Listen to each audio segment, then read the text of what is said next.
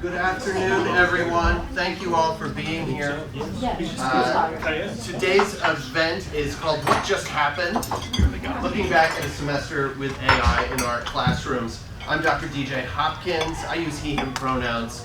I'm a professor in the School of Theater, Television, and Film, and I'm the director of the SDSU Center for Teaching and Learning.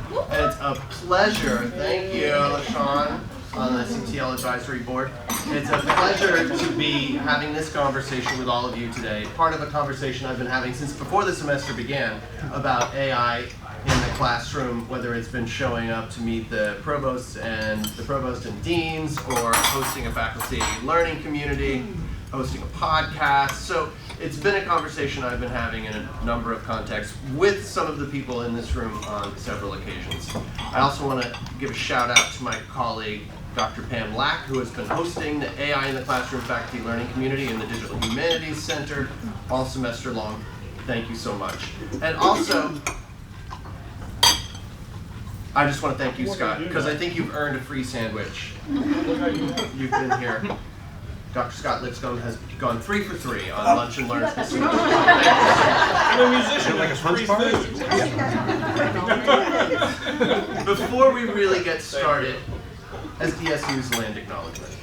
For millennia, the Kumeyaay people have been a part of this land. This land has nourished, healed, protected, and embraced them for many generations in a relationship of balance and harmony. As members of the San Diego State community, we acknowledge this legacy. Although the semester isn't over yet, this conversation is kind of a premature retrospective on the first semester that we knew was going to be heavily impacted by generative AI applications.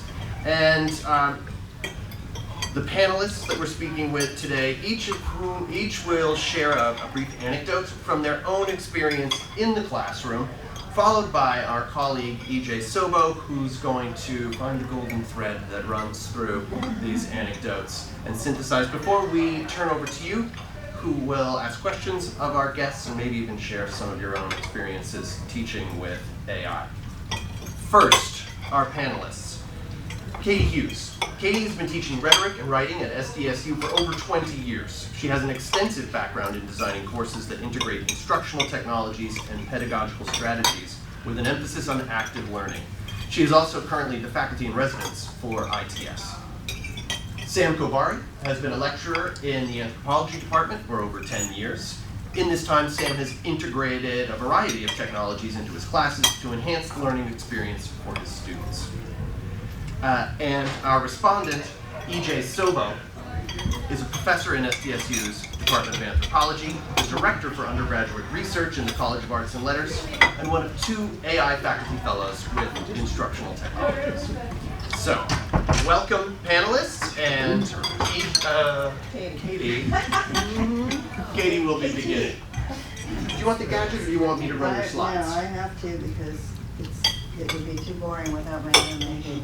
Exact right moment. Let me slip past you and get out of here. Okay, so as you can see, and he said, I teach writing and have taught writing for many years here. So my focus is on using it as a writing instruction tool, or actually for my students to use it in their process of writing. So, my general approach, basically, and I just heard students from, was that the Associated Students, CJ? The president and the vice president talk about what students want, and I'm really happy because I give them what they want. I didn't know that. But so I feel confident that I'm on the right track. I'm focusing on process always over product. So it isn't a piece of writing, it's getting to that piece of writing, and that's where AI can, and to be honest, I'm super unsophisticated. It's the free ChatGPT. When I say AI, that's what I mean. I'm not getting into anything fancy at all.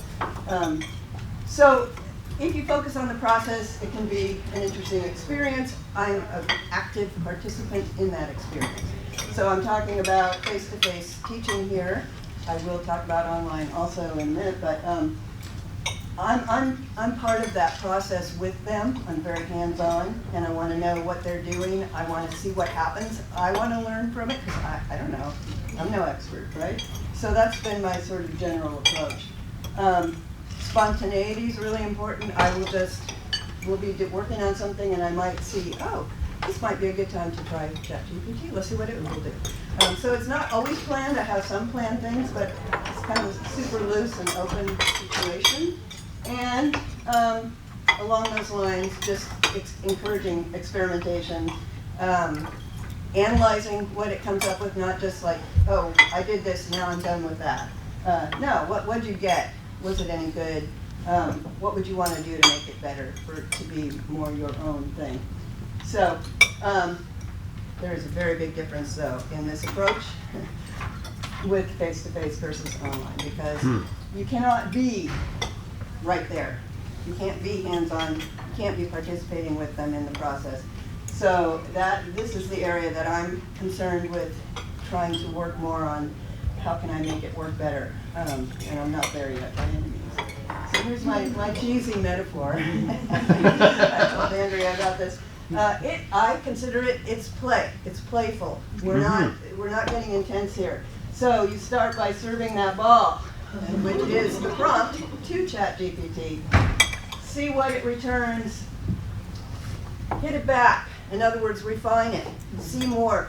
This process is so important because what they're doing is figuring out what they even want. So the outcomes that they are seeking, they get clarity on with the wrong results or the kind of off results that ChatGPT might give them. It's like, no, that's not what I wanted. Well, what do you want? And this really slows down that whole process. Better than me telling them what they should want. And so on. So it's a back and forth kind of situation. So, important thing, and the students, the AS students just reinforce this. Students just want to know, like, how should I use this? What do you want from me? What don't you want from me? What are the rules? So I do have some stuff on my syllabus about it, reminding them these are tools. It's not your personal assistant who's going to write things for you. There are acceptable ways to use this. So I list what those are. Basically brainstorming, editing for errors, and concision. I teach business writing mostly. It's really important, being concise.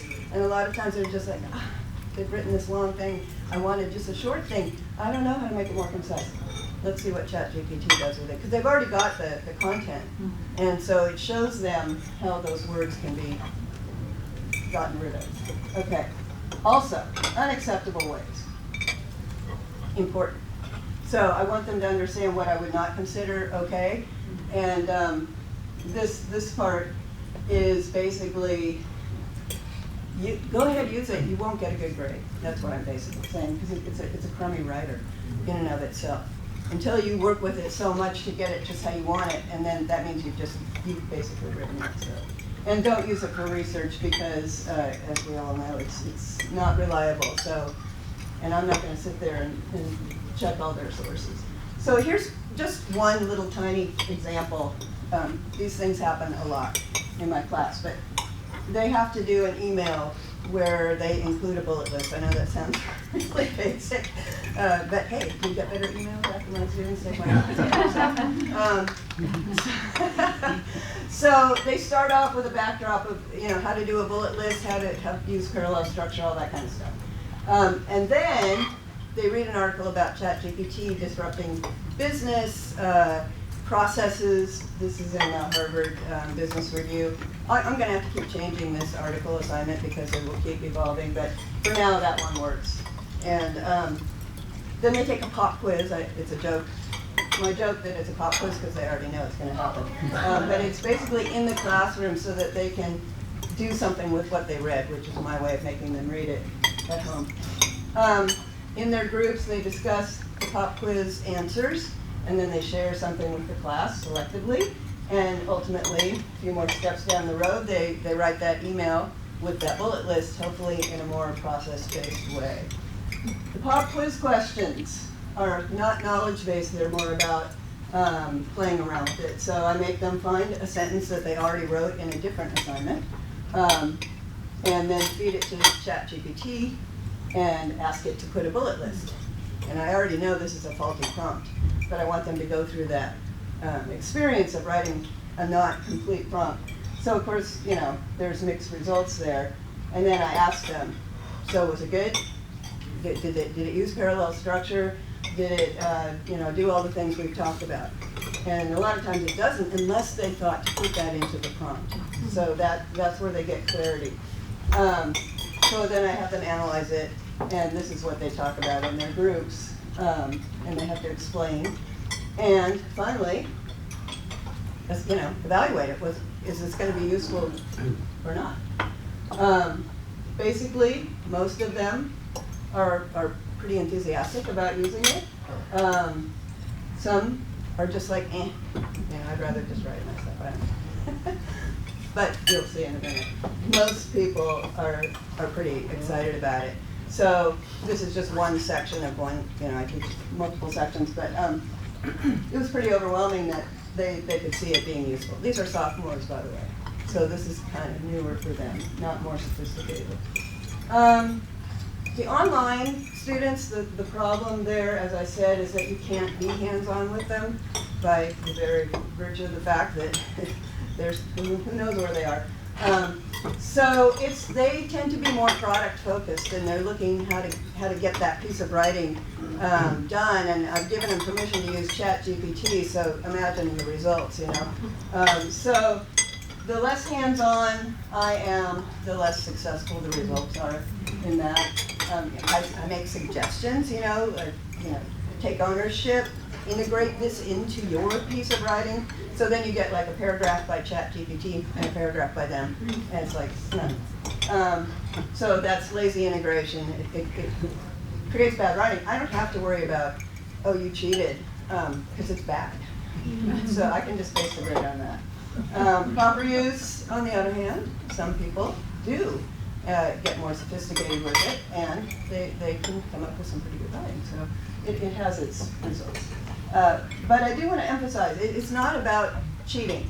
And the same students that I just heard a few minutes ago were saying that there's so much kind of, not resentment, but they feel a little put upon by the attitude that a lot of professors have, that everybody's cheating. You know, that's like the default.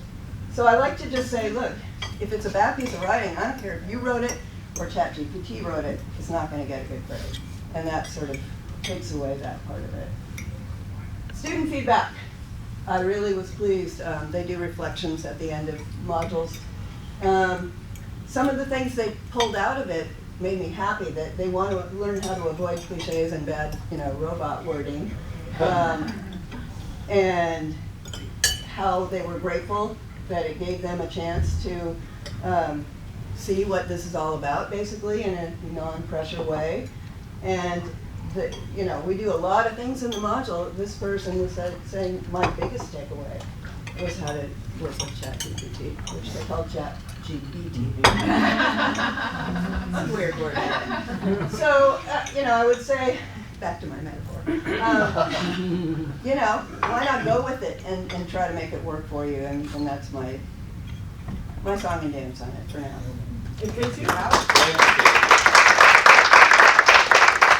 I have a question for you. Yeah. So do you have them turn them in, these papers? Turn it in. Yeah. It depends on the assignment. But when, yeah.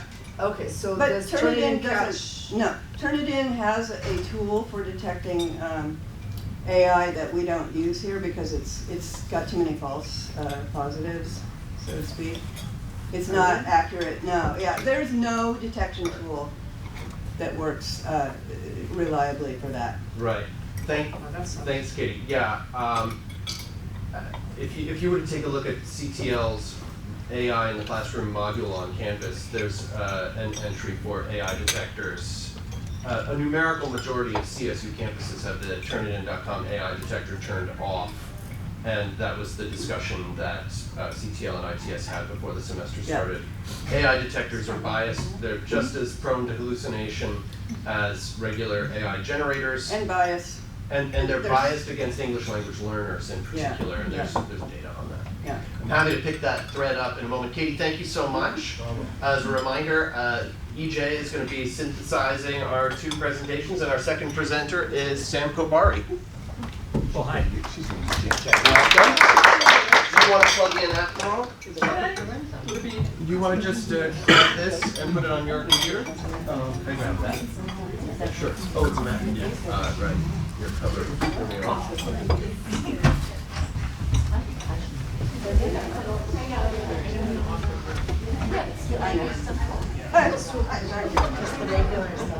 I want to see some of these limbo under. Because everybody's bending down. I want to see this. Doing it in a more festive way. DJ, we want to see you limbo under the camera. No, I'm just sort of see, crawling over. That's less impressive. Thanks. All right, I'll just start. It's on. I'll plug it in a second. So I'm gonna, I guess, kind of echo, maybe overlap a little bit. So I teach a fairly large online class, asynchronous online class. One of the main assignments of my online class was a research paper where they had to pick any topic in anthropology, which I keep it kind of broad, and be able to do academic peer-reviewed research, which made this paper ripe for AI, just going after it. So it's actually inspired after I heard a little NPR bit about a kid from Cornell that really was talking about how he can go around AI and cheat, and this is the method he does for cheating. So I took his method and I made it into an assignment.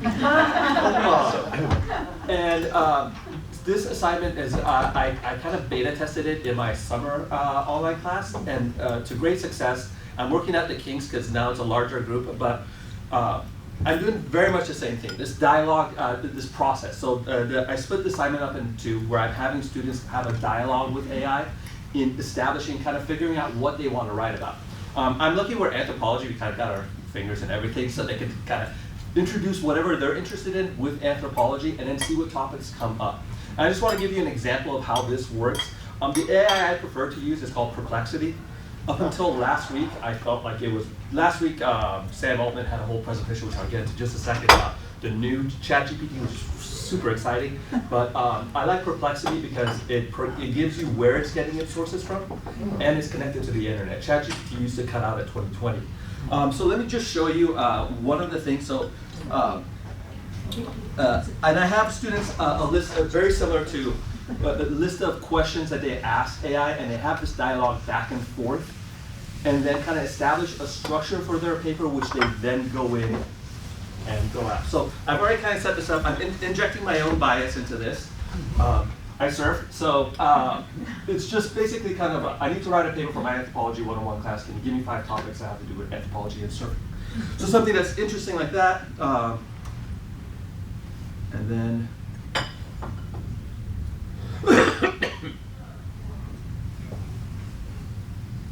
so right away it gives me, and just to let you know little things I'm coming across, is the answer is sometimes a little too complex for Anthro 101 class. So they're looking at this like anthropology of surfing communities, but you can, I'm very much encouraging students to have this dialogue, just like the tennis metaphor. So I can say, can you please, more. You're so polite, Sam. I love you.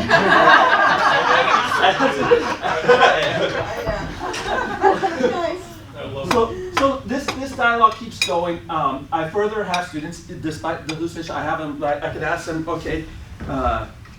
I'll stop being. I can't. I have to be polite. Does it affect the answer? I know. I was curious. Yeah, it's much more. You want to cultivate politeness. Friendly. You have to. Sam, I'm sorry, what was the initial prompt? I was doing a thing. Topics on anthropology and surfing. Thank you.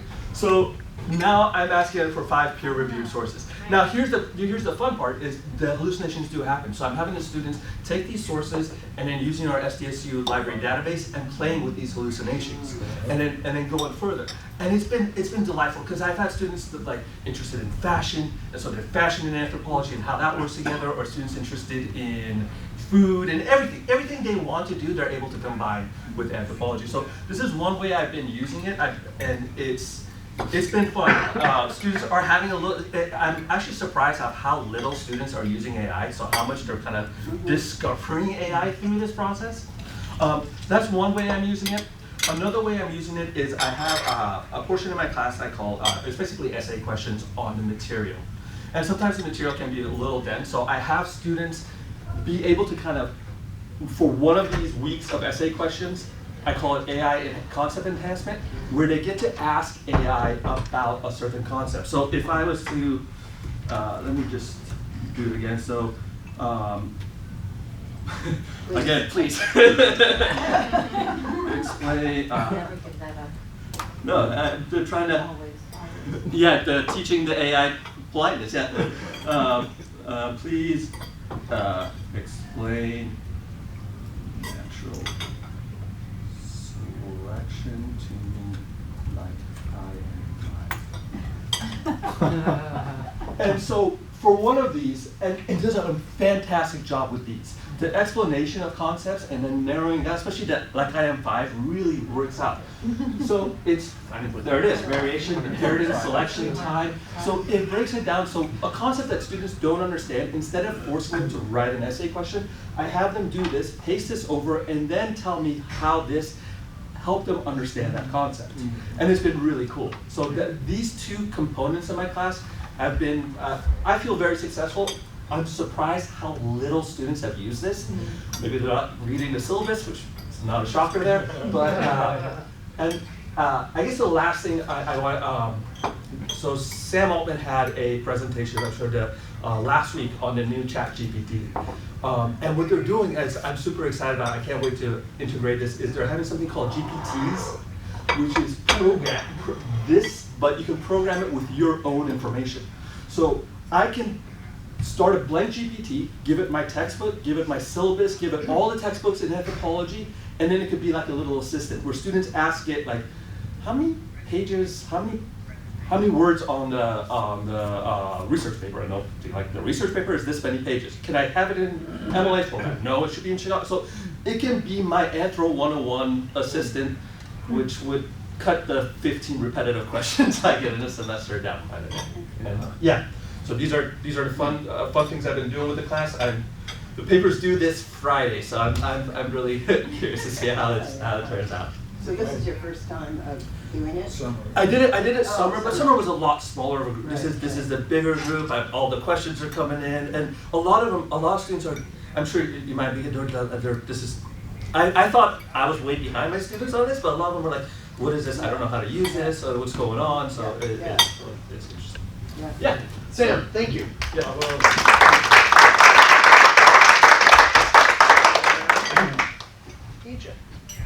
Yeah, I don't, you guys said it all, I don't need to really say anything, because what you both focused on, excuse me, I'm just gonna try and escape from this curriculum here. I started to make notes and then I just thought, what's the point? Process, participate, play, product, no, and both of your presentations focused on the activity of learning.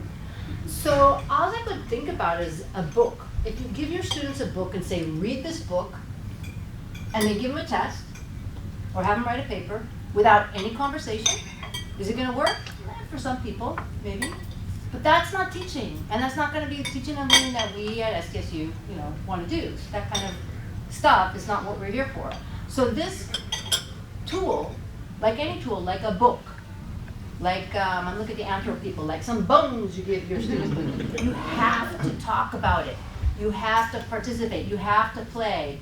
The process is so much more important than the product, and it's kind of interesting how did it take the rise of these chatbots to remind us what we're here for? How did that even happen? So I think that's the golden thread, really, here behind everything. So of the people in this room, I mean, I see a lot of familiar places. Is there anybody who really came because you never used it and you've never ever tried, or? Okay, so we do have a few people who've never tried it. What kept you away? I don't think it has value for I teach theater.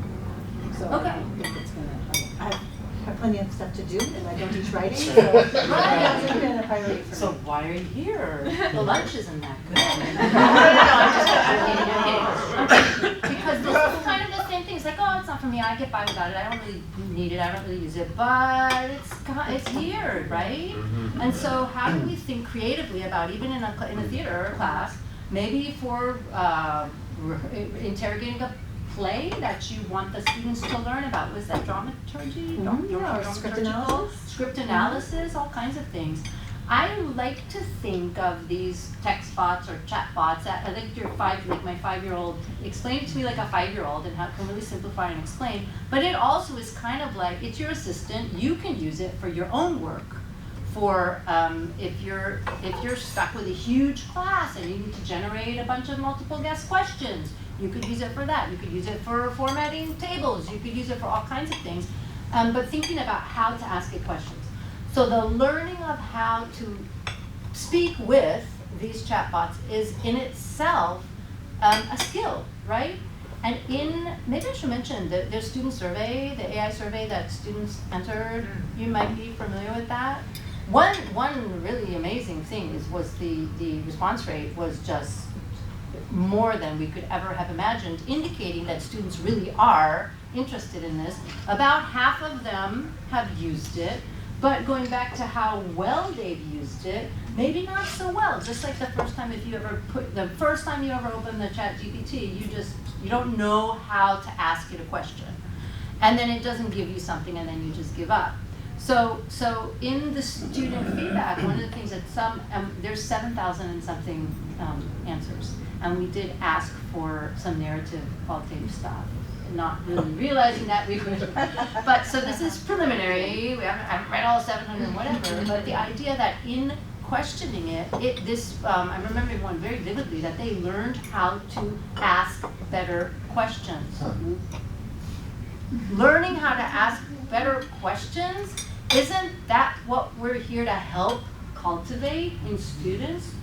So, I mean, it does take time. And then one number I've heard is it takes 10 hours sitting with any of these particular things to really figure out how it works and so forth. But once you figure out how it works, it really can give a lot of advantages. There are a lot of disadvantages too. There's a lot of ethical issues and so forth. I'm thinking about your assistant that you now have. Well, what TA is that put out of work, or what have you? So as part hand in hand with this survey that we've done, which probably some of the results will be rolled out and shared with the faculty at large shortly. Not tomorrow, because there's a lot to go through.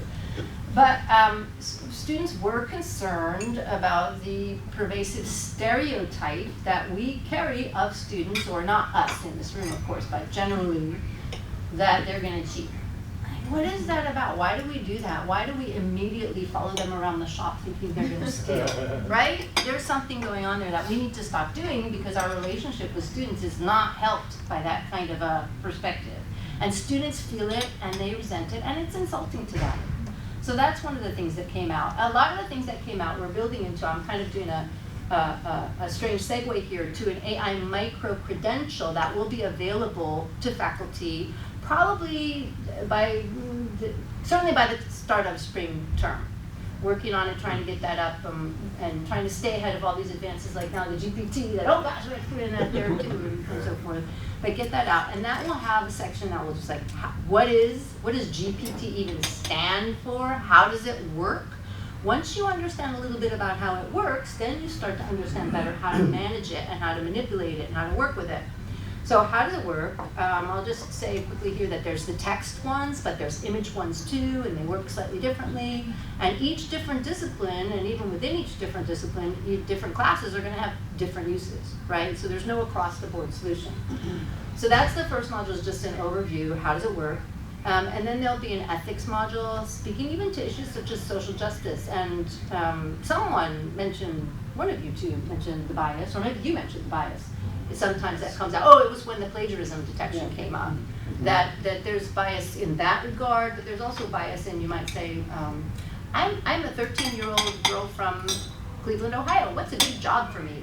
And then, because it's trained on the garbage that society, sorry, it's trained on the everything that human beings, content, it's gonna maybe make some suggestions that aren't exactly fair and equitable and so forth. So another thing maybe just to pop in here is that we want to train it to not put pornographic or racist or whatever things out there. Somebody has to do that training. Who does that training? People sitting in sweatshops being exposed to those toxic photographs, right? There's all kinds of issues. That's module 2. And I should say here, the whole thing's going to take no more than 4 hours, and you can do it in 2 hours if you don't want to get your little badge, your micro-credential. So we're going to, right, how are we going to do that? I don't know. We're going to do demos showing people what are some of the various kinds, Perplexity, Claude, Bing has one, ChatGPT, of course, which now goes up to 2023, April 2023. So there'll be demos, and then in the end, the student, us, whoever takes the micro-credential, will get to choose a sort of tailored set of the apps that really makes most sense for me in my theater class. What makes sense for me? Does image generation? No, but this one that's all about whatever might make more sense from you. And then learning about how to optimize those prompts to get what you need out of it. So that's coming, but I think getting back to what you guys were talking about really is this focus on process. And again, going back to that old example of a book, you don't just give a book and then just have a data dump at the end where the student spits out a paper. That's not teaching and learning. That's not what college is for. And it's the same kind of thing with these chatbots. So we want to help our students to understand this is a helper. This is like my little brother or my grandma or my uncle, but they're gonna sometimes say wrong things, and I need to understand that it's not God, right? It's not omniscient. And so when we can help them to understand how to best use it, we are really setting them up for the future, because as the student said in the session that Katie and I were in beforehand, this is what students are thinking about when they go to college. How can we get the training we need to get successful careers and meaningful careers, or whatever you want to call jobs? They know they're going to need to understand how this AI stuff works. So we can't just stick our heads in the sand and say, oh, well, it's not important in my, yeah. And I'm reminded too, I'll just say one more thing. And because the president of our AS mentioned that he had taken a class that I teach, Anthropology 402. And I remember way back when, sitting in the class, we were talking about revolution, sort of Copernican revolution, whatever revolution. I said, what's the next revolution, kids? And someone in the back said, and I said, what? Can you say that again? And he said, smart. And I said, what? He said, smartphone, the smartphone. And I couldn't even wrap my head around what that was. I couldn't recognize the word because it was so foreign. This was 2006, spring 2006. So I'll leave you with that. Thank you, EJ.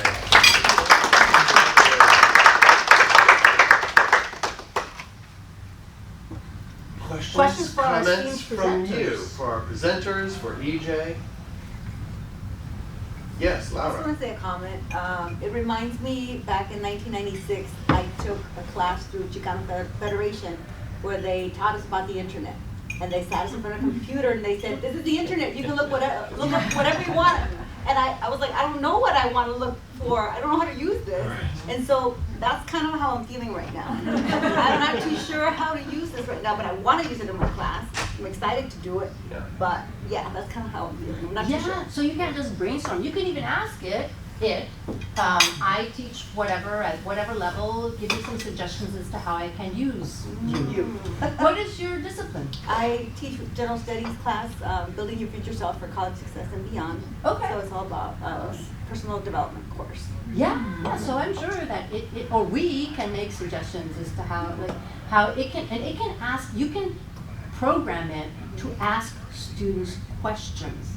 It can actually interrogate the student, so it can lead the student on kind of a reflexive journey about, I'm just thinking about where you want to be when you grow up. Yeah. Basically. So, and you can You can get in the back side there. It's the GPT that Sam was talking about, but even in just regular free chat GPT, if you open up the settings, I'm sorry, I should stand up. It's hard to hear. You open up the settings, Your way, I'm sorry. and you can tell it a persona, and you can tell it how you want it to, if you want it to be, speak formally to the students, speak casually, speak in Gen Z language, or Gen whatever the next Gen is, and you can tell it who you are. So there's two boxes, and say, I am this, I teach this, I that, and so forth, so that it can, so you're pre-training it, kind of like that. And then as you set it up, you can feed it up stuff, and you can work on creating prompts that you can then give your students, right? But with the GPT, it's gonna be even better, because then it's all that pre-training, and then you just give them the app. Like on your phone right now, do you have any apps on your phone? Yeah. Like what's an example of an app that you have? Probably for a hobby or something? Spotify. Okay, Spotify, well, who has any weird hobby apps that you have? What is this? Oh, yeah. Oh, right. I'm not gonna get personal about this, right? And so that's already been uploaded with all the stuff, right? So you're giving them one for self-reflective journey on meaningful careers that already is maybe uploaded with certain kinds of things. I want to add to that is that when I first, as soon as it came out, I wanted to do something with it. But I had absolutely no idea, just like you were saying, it's like the internet, oh, what do I do? Students, I told them, hey, this new thing is here, I don't know how to use it, let's play around with it, what do you think would be interesting with whatever we happen to be doing at that time? And they were just amazing. You know, like I said, some of them were completely like, meh. But a lot of them, just like all of a sudden they're like finding out all this stuff, so it's the old, cliche, I learned from my students, but I really did, they gave me good stuff. Play. Yeah, it's just, and there was no stakes, nobody's losing points or gaining points or cheating or not cheating, it was just like, let's just see what happens. EJ, let's get some more voices in here, all Yeah. right? Thank you. Yeah. Sorry. I was trying to ask some of the audience members we could. Actually, Aaron. I have a question.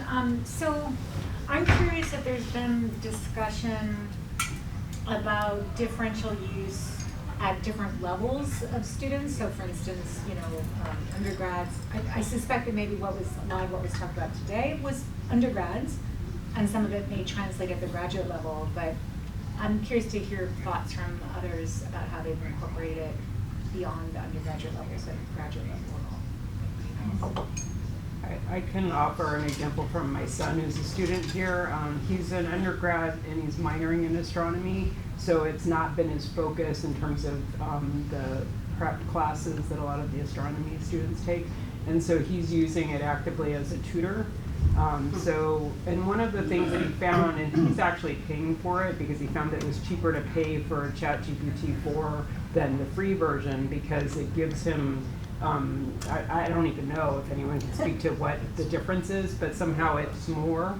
And one of the things he pointed out was that his instructor will teach him physics in a way that maybe ChatGPT does. It's like how that revelation that math isn't just a one-way street. There's a lot of ways you can do certain things and get to the same answer. He was finding that ChatGPT, as his tutor, was doing it a different way than his instructor was, but he knew enough from paying attention in class what he needed to do, and it helped him sort of engage with it to figure out, problem solutions based on what he knew he needed to do and what he was struggling with. So it's really interesting how he's using it as a tutor, and he found he's explored all the tutoring on campus. He's gone to our math and stats lab tutoring, but he found that he could do it day and night, and so it was a way for him to engage without having to find someone and pay someone. And it's so I'm looking at it as tutor, as coach, and as mentor. Mm-hmm. Students can ask for feedback on things like papers,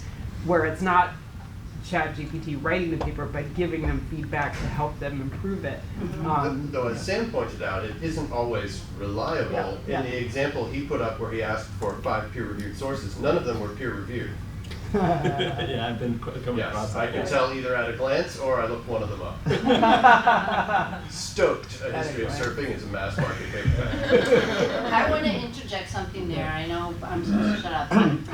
But you can use that fact Oh with yeah. your students. What does peer right? review mean? And let's talk And about why these are. Exactly, or here's an example. So sometimes students are given, maybe they're going to peer review each other's papers, but they're nice, you know. They don't want to be mean to say your paper was terrible because blah blah blah.